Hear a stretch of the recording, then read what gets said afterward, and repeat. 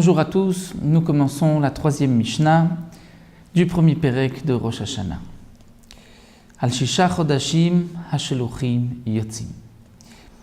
À l'époque du Beth Amikdash, pour fixer le jour de Rosh Chodesh, on attendait de voir la nouvelle lune, c'est-à-dire qu'à la fin du mois, la lune rapetissait et on ne la voit plus.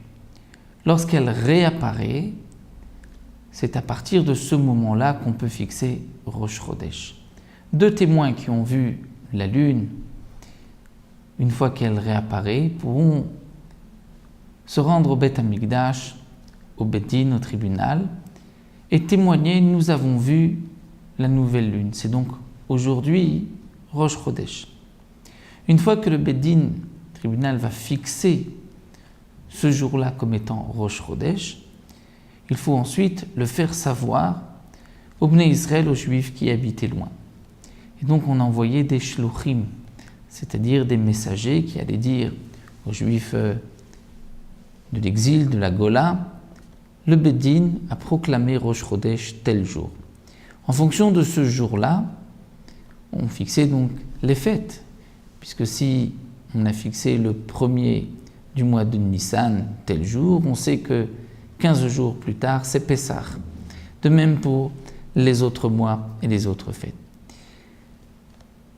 Les mois du calendrier juif sont fixés en fonction de la lune. Et un mois lunaire est un mois de 29 jours et demi. C'est pour cela que tous les 2 mois, nous avons en vérité 59 jours. Et donc, il y aura un mois de 30 jours et un mois de 29 jours. Nous verrons par la suite dans quel cas on fixait un mois de 30 jours et donc le Rosh Chodesh le 31e jour et dans quel cas c'était 29 et le Rosh Chodesh le 30e jour. La Mishnah vient nous enseigner ici que 6 mois dans l'année, Al-Shisha Chodashim Hashluchim Yotzim. Une fois que le Beth Din, le tribunal, avait tranché, fixé Rosh Chodesh ce jour-là, les shluchim, messagers du Beth Din, sortaient Al-Nissan, le mois de Nissan, Mipnei à Pessah, pour avertir, pour dire aux Bnei Israël quand est-ce que c'était le jour de Pessah. Les shluchim Beth Din partaient donc le jour de Rosh Chodesh, là où ils pouvaient arriver jusqu'à Pessah pendant 14 jours, sans transgresser Shabbat ni Yom Tov, donc ils n'avaient que 14 jours moins les Shabbatot du milieu. À l'Av aussi, il sortait le mois de Av, Mipnei Ta'anit, pour fixer le jour du jeûne de Tisha B'Av, puisque même après la destruction du Beth Amikdash, on fixait encore le Rosh Chodesh sur le témoignage de témoins, Al-Elul Mipnei Rosh Hashanah, le mois de Elul, pour savoir quand est-ce que c'était Rosh Hashanah, puisqu'il y avait une règle qu'en général, la majorité des années, le mois de Elul n'était que de 29 jours. Donc lorsqu'on savait le jour de Rosh Chodesh Elul, on pouvait fixer 30 jours plus tard Rosh Hashanah. Al-Tishrei, le mois de Tishrei, Mipnei Takanat HaMoadot, pour ensuite fixer les fêtes Yom Kippourim et Sukkot. Al-Kislev, le mois de Kislev, Mipnei Chanukah, pour savoir exactement quand est-ce que c'est Chanukah. Ve'al Adar, et au mois de Adar, Mipnei HaPurim, pour fixer la fête de Purim.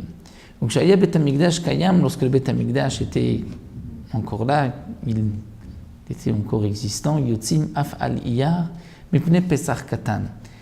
Les shluchim sortaient même au mois de Iyar pour le Pesach Katan, le petit Pesach, c'est-à-dire pour ceux qui n'avaient pas pu le 14 Nissan sacrifier leur Korban Pesach s'ils étaient en état d'impureté ou s'ils étaient encore loin du Beth Amikdash, ils avaient une possibilité de rattrapage un mois plus tard, le 14 Iyar. Et donc, au mois de Iyar aussi, les shluchim sortaient pour avertir, pour prévenir, dans tant de jours, on a la possibilité de faire le Pesach Sheni, Pesach Katan, pour ceux qui n'ont pas encore accompli la mitzvah du Korban Pesach.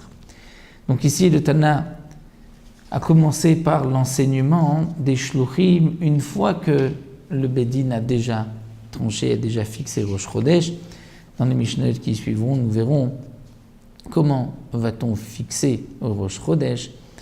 Et est-ce que des témoins qui ont vu la lune peuvent aussi transgresser Shabbat? Ça, nous le verrons dans les Mishnayot qui suivent.